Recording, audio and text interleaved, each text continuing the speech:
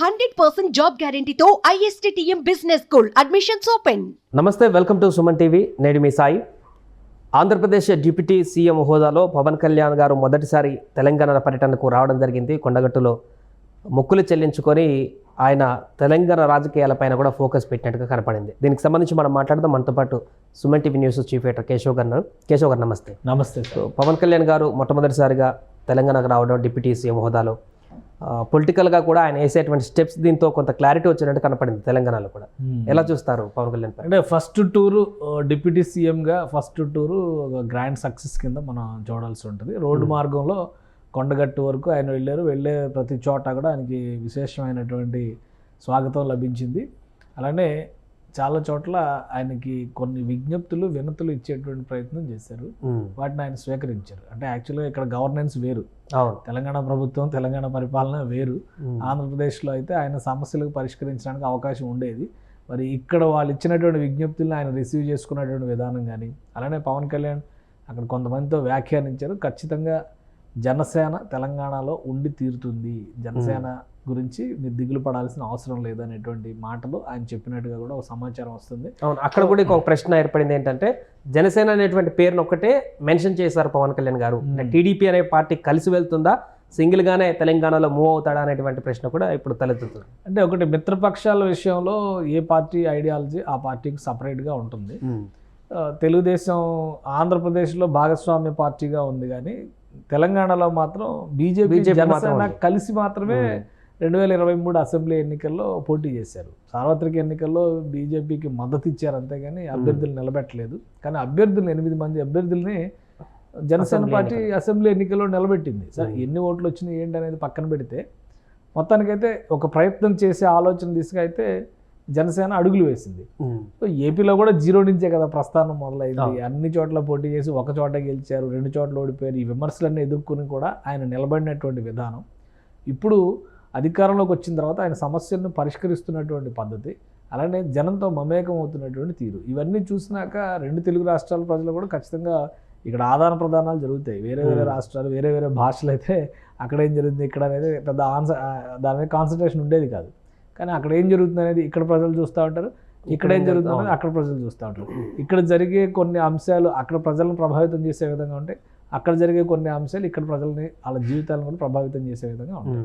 So ఆ attention, ఆ intensity అనేది 2 రాష్ట్రాల మధ్య ఖచ్చితంగా ఉంటుంది. కాబట్టి ఇప్పుడు ఆయన జనసేన ఉంటుంది, మేము ఉంటాము, తెలంగాణ బరిలో మేము ఉంటాము అనే సంకేతం ఇచ్చారు. అంటే ఈ లెక్కన వచ్చే సార్వత్రిక ఎన్నిక స్థానిక సంస్థల ఎన్నికల్లో జనసేన పోటీ చేస్తుంది అనేటువంటి ఇండికేషన్ ఇచ్చినట్టే అంతే అనుకోవాలి. ఎందుకంటే ఆల్రెడీ జనసేనలో ఉన్నటువంటి కొంతమంది నాయకులు చేస్తున్నటువంటి వ్యాఖ్యలు కూడా స్థానిక ఎన్నికల్లో బరిలో దిగుతారు అనేటువంటిది, అలానే బీజేపీతో కలిసి దిగుతారు. కాబట్టి ఎక్కడెక్కడ బలం ఉంటుంది. ఎందుకంటే ఇప్పుడు లాస్ట్ టైం చూస్తే బీజేపీ ఇచ్చిన 8 సీట్లలో 4 సీట్లు ఖమ్మం జిల్లాలో ఇచ్చింది, ఉమ్మడి ఖమ్మం జిల్లా పరిధిలోనే ఇచ్చింది. ఎందుకంటే అక్కడ సెటిలర్స్ ఫ్యాక్టర్ ఎక్కువగా ఉంటుంది. సో లాస్ట్ టైం పెద్దగా రిసీవ్ చేసుకోవాలి, జనసేన అంత సీరియస్ కాదేమో, పొలిటికల్గా పవన్ కళ్యాణ్కి అంత స్థాయి లేదేమో అని ఇట్లా అనుకున్నారు. కానీ ఇప్పుడు ఏపీలో చూసిన రిజల్ట్ తర్వాత ఇక్కడ ఆలోచించేటువంటి పద్ధతి కూడా మారుతుంది కదా. సో అందుకనే జనసేన బీజేపీ కలిసి ముందుకు వెళ్ళేటువంటి సంకేతం స్పష్టంగా ఇచ్చారు. ఈ కూటమిలో టీడీపీ చేరుతుందా లేదా అనేది ఎన్నికల సమయంలో డిసైడ్ అయ్యేటువంటి ఫ్యాక్టర్గా కనిపిస్తుంది. ఎందుకంటే టీడీపీకి కూడా అంత ఎంతో ఇక్కడ క్యాడర్ ఉంది. ఆల్రెడీ ఒకప్పుడు ఒక వెలిగినటువంటి పార్టీ, బీసీల ఓటు బ్యాంక్ ఇప్పటికీ టీడీపీకే ఉంది అనేటువంటి నమ్మకం ఉంది. సో కనీసం 10%, 13% ఓటింగ్ పర్సంటేజ్ ఉంది అనేటువంటి చర్చ ఉంది. ఇప్పుడు అటు ఇటు స్ప్లిట్ అయినా కానీ రేపు టీడీపీ బలమైనటువంటి నాయకత్వాన్ని ప్రజెంట్ చేసి కనుక మళ్ళీ ఇక్కడ రాజకీయం చేయడం మొదలు పెడితే అంతా కాకపోయినా కొన్ని నియోజకవర్గాల్లో ప్రభావితం చేసేటువంటి అవకాశం అయితే ఖచ్చితంగా ఉంటుంది. సో అందుకని టీడీపీ ఎలక్షన్స్ ముందర వస్తే కూటమిగా మారచ్చు. అయితే టీడీపీకి ఒక ప్రతికూలత ఏంటంటే, సమైక్యవాద పార్టీ అని, లేదంటే తెలంగాణ వ్యతిరేక పార్టీ అని ఇట్లాంటి ముద్ర గతంలో పడింది. కానీ ఒక రకంగా చెప్పాలంటే టీడీపీ ఇచ్చిన లెటర్ లేకపోతే ఆ రోజు రాష్ట్ర విభజన అనేది చాలా ఇంకా సంక్లిష్టంగా మారిండేది. టీడీపీ రాజకీయంగా ఇచ్చిందా లేదా మభ్యపెట్టడానికి ఇచ్చిందా ఇవన్నీ పక్కన పెడితే తెలంగాణ ఏర్పడిపోయింది. కాబట్టి ఇప్పుడు అవన్నీ కూడా అప్రస్తుతమైనటువంటి అంశాలు. అయితే బీఆర్ఎస్ ఉనికిలోకి రావాలంటే మరొకసారి తెలంగాణ వాదము, తెలంగాణ జాతీయత అనేటువంటి అంశాన్ని ప్రస్తావించడం, ఆంధ్ర తెలంగాణ అనేటువంటి స్పర్ధను క్రియేట్ చేస్తేనే మనకి అడ్వాంటేజ్ వస్తుంది అనేటువంటి ప్రయత్నం బీఆర్ఎస్ చేసే అవకాశాలు ఖచ్చితంగా ఉంటాయి. ఇప్పుడు బీఆర్ఎస్ బతికే తెలంగాణలో నామమాత్రం అయిపోయింది. ఎందుకంటే ఆ పార్టీలో ఉన్న ఎమ్మెల్యేలు జంప్ అయిపోతున్నారు. పార్టీకి సంబంధించిన నాయకత్వంలో ఒక సంక్షోభ స్థితి ఉంది. రేపు అది కాంగ్రెస్ వర్సెస్ అవినీతి ఆరోపణలు కూడా కాంగ్రెస్ వర్సెస్ బీజేపీగా మారినటువంటి పక్షంలో బీజేపీతో ఉండేటువంటి కూటమి ఓటు బ్యాంక్ అనేది కలిసి వచ్చేటువంటి అవసరం ఉంది. సో అందులో మళ్ళీ ఇంకోసారి పవన్ కళ్యాణ్ కీలక పాత్రధార అయ్యేటువంటి అవకాశం ఉంటుంది. అన్నమాట 3 పార్టీలను కలపాలా లేదా 2 పార్టీలుగా వెళ్ళాలనేటువంటి చర్చలో ఆయన పాత్ర చాలా కీలకం అయ్యేటువంటి అవకాశం ఉంటుంది. అందుకని ప్రస్తుతానికి జనసేన బీజేపీ కాంబినేషన్ గురించి మాట్లాడారు. జనసేన ఉంటుంది అనేటువంటి అంశం పైన ఒక స్పష్టత ఇచ్చారు. కొండగట్టులో బ్రహ్మాండంగా దర్శనం జరిగింది. స్వామివారు మొక్కులు తీర్చుకున్నారు. ఆయన చాలా సెంటిమెంట్ అది. సో ఆ సెంటిమెంట్ను ఫుల్ఫిల్ చేశారు. సాయంత్రానికి హైదరాబాద్ వస్తారు. ప్లస్ ఇక్కడ కొంతమంది నాయకులతో సమావేశాలు ఉన్నాయి. రేపు నేరుగా పిఠాపురం వెళ్తారు. 1, 2, 3 తారీఖులో పిఠాపురంలో ఉంటారు.